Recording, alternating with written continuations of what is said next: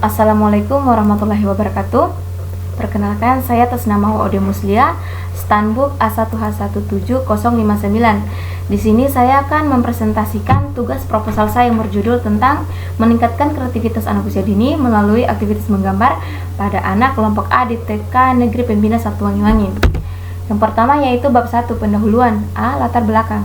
Anak adalah manusia kecil yang memiliki potensi yang harus dikembangkan. Anak memiliki karakteristik tertentu yang khas dan tidak sama dengan orang dewasa. Mereka selalu aktif, dinamis, antusias, dan ingin tahu terhadap apa yang dilihat, didengar, dirasakan. Mereka seolah-olah tak pernah berhenti bereksplorasi dalam belajar. Anak-anak bersikap egosentris, memiliki rasa ingin tahu secara alami, merupakan makhluk sosial, unik, kaya dengan fantasi, memiliki daya perhatian yang pendek, dan masa yang paling potensial untuk belajar. Usia dini juga dikatakan sebagai masa kreatif, yang diyakini bahwa kreativitas yang ditunjukkan anak merupakan bentuk kreativitas yang original, dengan frekuensi kemunculannya seolah tanpa terkendali. Pendidikan anak usia dini adalah suatu proses pembinaan tumbuh kembang anak dari lahir hingga umur 6 tahun secara menyeluruh, yang mencakup aspek fisik dan non-fisik, dengan memberikan rangsangan bagi perkembangan jasmani, rohani, motorik, akal, pikiran, emosional, dan sosial yang tepat agar anak tumbuh dan berkembang secara optimal. B. Rumusan masalah. Berdasarkan batasan masalah di atas, penelitian dapat merumuskan masalah penelitian sebagai berikut, yaitu bagaimana meningkatkan kreativitas anak usia dini melalui aktivitas menggambar pada anak kelompok A di TK Negeri Pembina 1 Wangi-Wangi. C. Tujuan penelitian. Tujuan penelitian yang ingin dicapai dari penelitian ini adalah untuk meningkatkan kreativitas anak melalui aktivitas menggambar pada kelompok A di TK Negeri Pembina 1 Wangi-Wangi. D. Manfaat penelitian.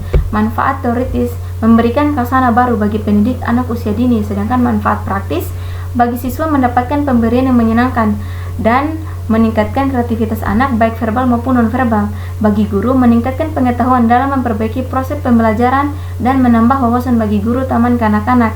4. Bagi kepala sekolah, menjadi masukan positif bagi kepala sekolah guna membina guru-guru yang lain untuk bersama-sama ikut serta dalam meningkatkan kreativitas anak. Bab 2, kajian pustaka. A. Deskripsi teori. 1. Kreativitas. Pengertian kreativitas. Lawrence menyatakan kreativitas merupakan ide atau pikiran manusia yang bersifat inovatif, berdaya guna, dan dimengerti sehingga hasil pikiran anak yang baru merupakan bentuk kreativitas individu anak.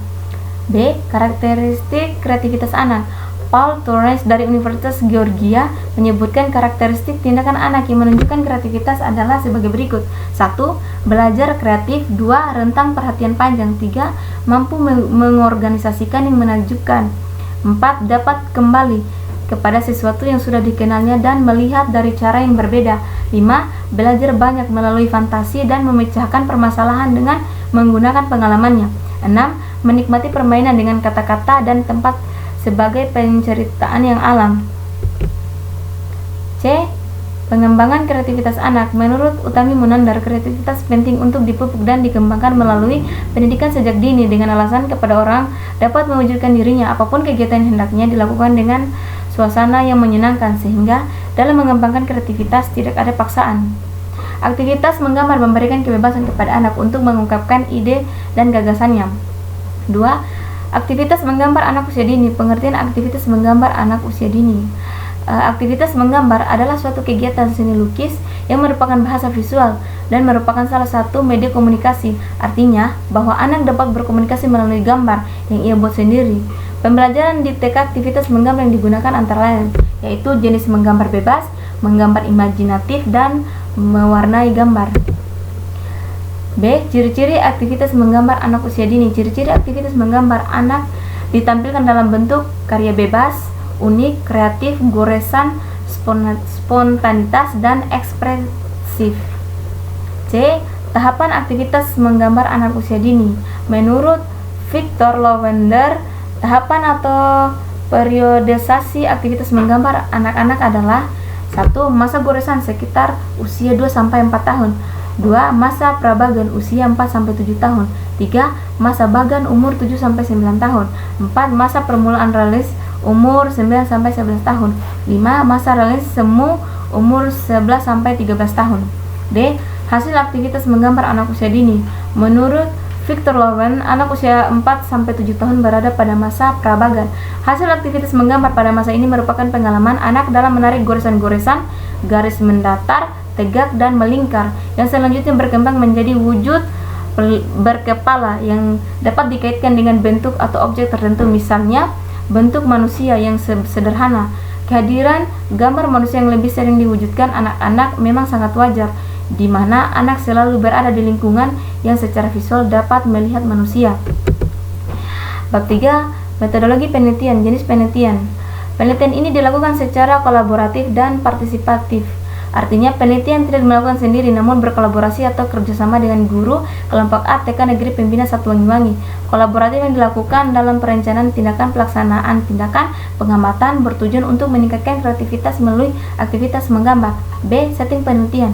Tempat penelitian bertempat di TK Negeri 1 Pembina Wanyuwangi, Pongo, Lesa 2, Jalan Jenderal Ahmad Yani, Kecamatan Wanyuwangi, Kabupaten Wakatobi. 2.